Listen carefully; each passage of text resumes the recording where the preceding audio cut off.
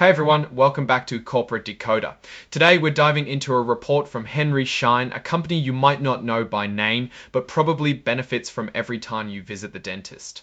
Spoiler alert, it's about loans, so hopefully they didn't borrow too much. And before we start, if you appreciate getting straight insights from corporate documents, make sure you're subscribed.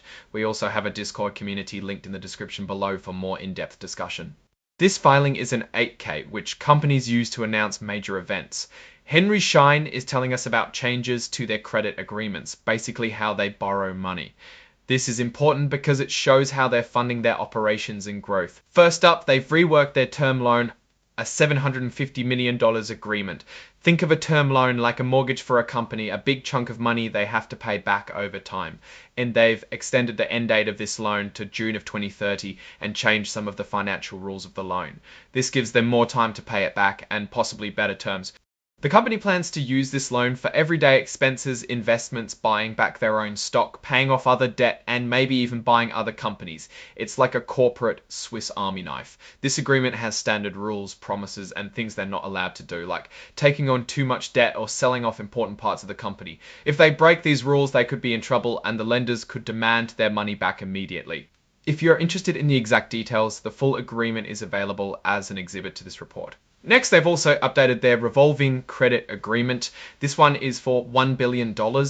Revolving credit agreement is like a corporate credit card. They can borrow again up to a limit similar to the term loan. They've adjusted some of the financial rules in this agreement. Again, the company plans to use this credit line for similar purposes: daily operations, investments, stock buybacks, debt repayment, and acquisitions, like the term loan. This agreement comes with a set of rules and restrictions they need to follow to avoid problems. And if you want the nitty-gritty details, the full revolving credit agreement is also attached as an exhibit.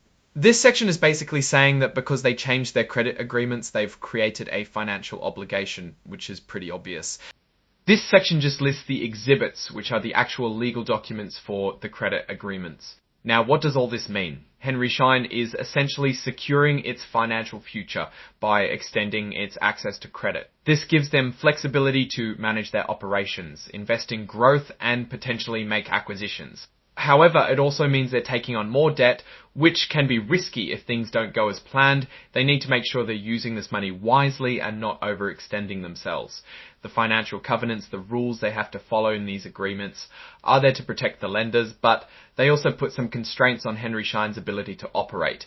Looking at the bigger picture, Schein seems to be positioning itself for continued growth. The fact that they're able to secure these credit agreements suggests that lenders have confidence in their business. However, they'll need to carefully manage their debt and make smart investments to ensure they can meet their obligations and continue to thrive. Alright, that's our breakdown of Schein's latest filing. What's your take on these credit agreements and what they signal for the company's future? Drop your thoughts in the comments. If this analysis was valuable, hitting that like button really helps, and subscribe for more deep dives into the world of corporate finance. Don't forget to check out the Discord in the description. Thanks for watching. See you next time.